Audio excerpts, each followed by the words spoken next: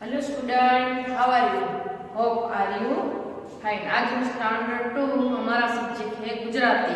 हमने क से न तक अ से अह तक किया बच्चों। तो आज मैं बिना यानी कि काना मात्रा वाले नहीं, बिना काना मात्रा वाले शब्द है वो मैं आपको सिखाऊंगी बच्चों। तो किनके तीन कौन से क ख ग और ग के। तो यहाँ मैंने बोर्ड पे राइट किया हुआ है, देखो बच्चों क।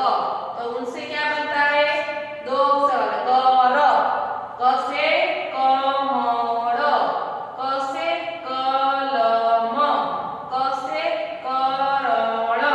तो ये हमारा क के शब्द थे। अब मैं आपको ख वाले शब्द दिखाती हूँ बच्चों। तो ख से खग, ख से खमण, ख से खस।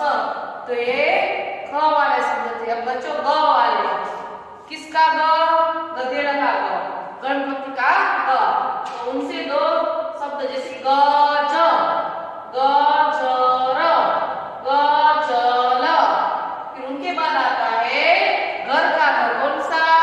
घर का घर। उनके शब्द है घर, गमंड, गवड़।